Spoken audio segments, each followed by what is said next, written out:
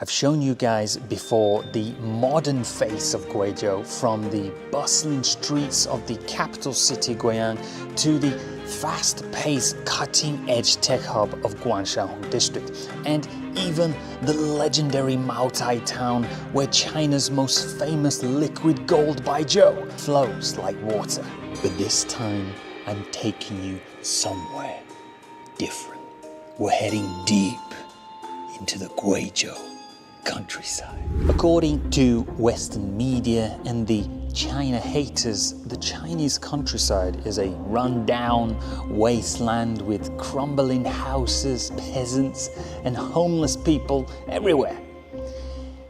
Yeah, not quite.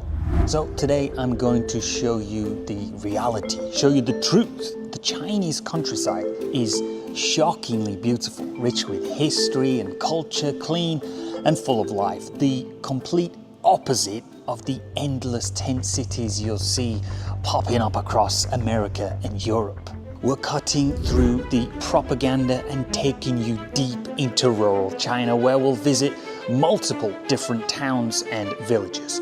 Get ready to have your stereotypes shattered.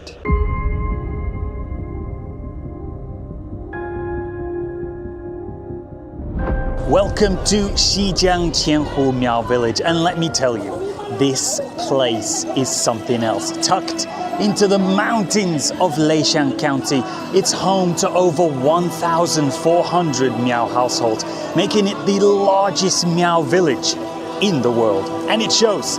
Every rooftop, every alley, every balcony is dripping with tradition. The Miao people are one of China's 56 officially recognized ethnic minorities with a rich history and unique language.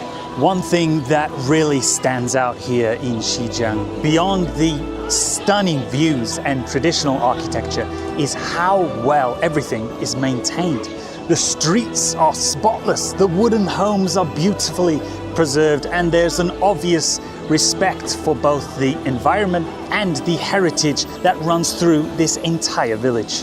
This isn't by accident. The local and national government have invested heavily in preserving Miao culture, not just putting it in a museum, but actually supporting the people who live here to keep their traditions alive, from restoring ancient buildings to providing infrastructure that blends in with the village's aesthetic. The care taken here is obvious. There are no overflowing bins, no graffiti, no drunken homeless people lying in the street, which, I'll be honest, is more than I can say for parts of London. I mean, seriously, these streets are cleaner than the ones in London. Look at that. Here you get the sense that culture is protected, not neglected. That villages like this are seen as a living treasure, not some old relic waiting to be bulldozed for another luxury flat. And here's some of that culture I was talking about.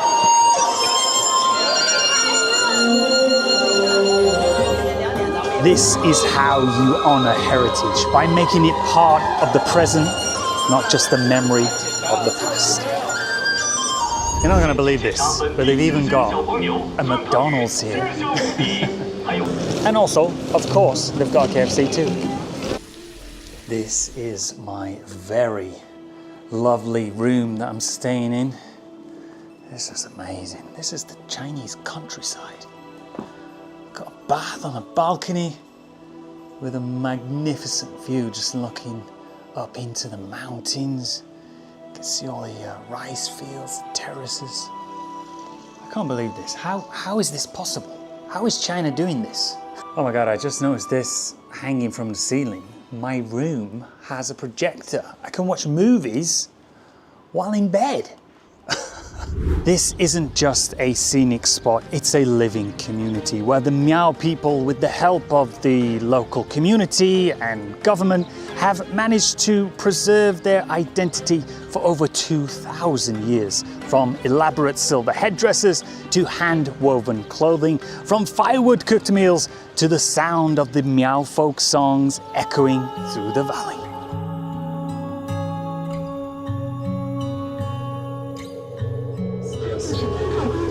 Just take a look at this. I'm living the Chinese dream, sailing down the wonderful Wuang River.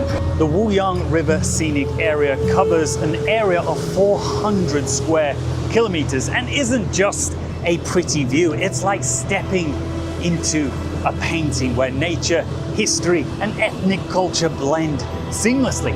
Nicknamed the Natural Bonsai Gallery, its dramatic cliffs, emerald waters, and sunny karst peaks stretch across a 95-kilometer ribbon from Zhouzhou to Moon Bay. But this place isn't just about looks, it's also a model for ecological protection. Thanks to major environmental upgrades, including 12 wastewater treatment plants, the river's water quality has surged. And the proof, the return of one of China's rarest aquatic creatures, the peach blossom jellyfish, nicknamed the panda of the water. It's tiny, it's translucent, and older than dinosaurs, yet somehow gliding peacefully and gracefully through these pristine waters once again. That's not just scenic, that's miraculous.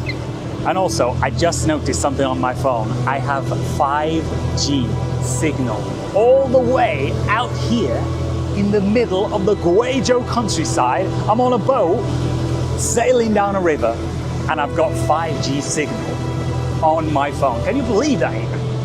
Back in my hometown of Sheffield, in my mum and dad's house in England, they can barely even get 1G. They might get half a G if they're lucky.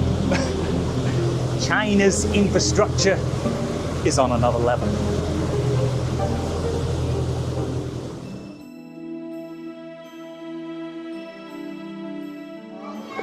I'm now walking through the heart of Zhenyuan ancient town, and honestly, it feels like history is echoing off the walls. This place has been standing since 202 BC. That's over 2,200 years of stories carved into every brick, every bridge, every riverside alley.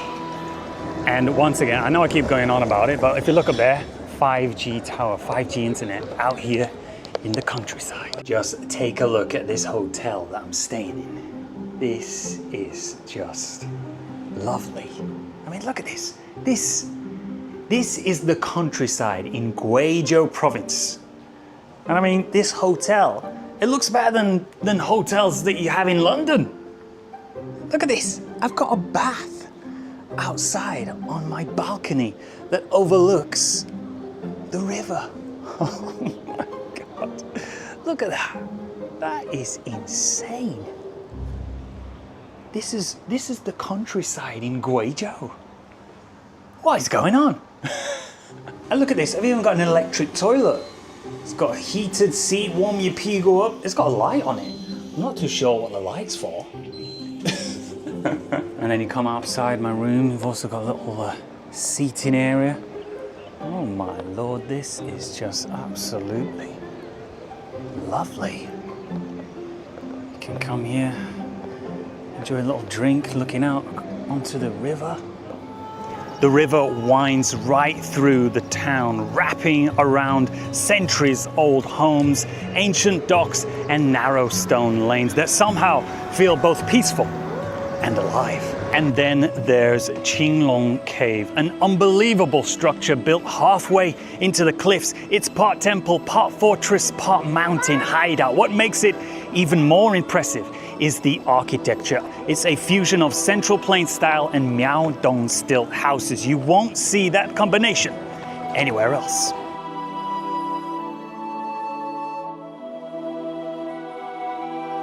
In 1986, it was declared a National Historic and Cultural City. It became a 5A level National Tourist Attraction in 2020 and was named a National Civilized City in May 2025. But this ancient town is not just about its past, it's about how well the past has been cared for.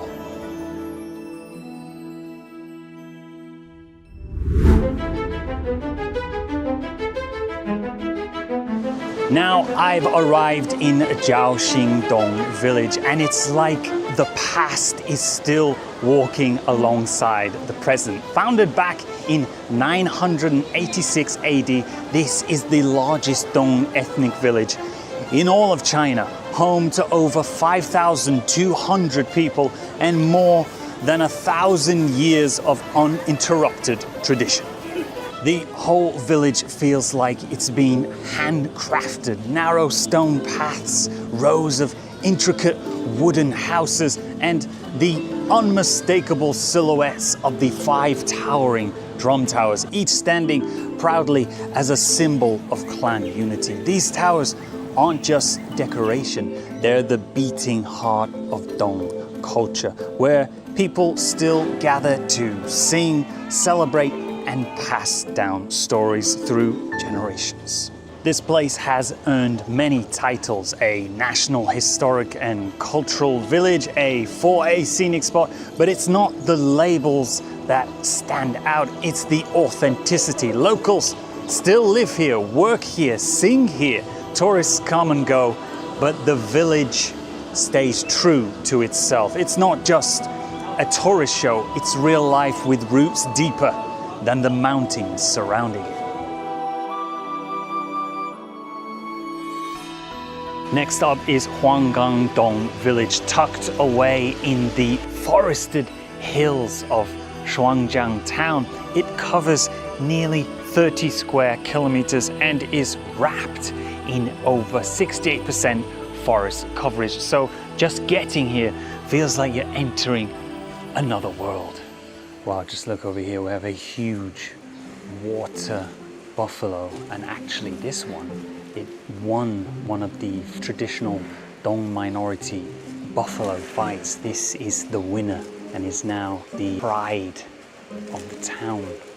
The village itself is a masterpiece of Dong architecture. 400 traditional wooden homes and 5 commanding drum towers rising above the rooftops like sentinels. Walking through here, you really get a sense of how deeply the Dong people are connected to their land, their craft, and their music.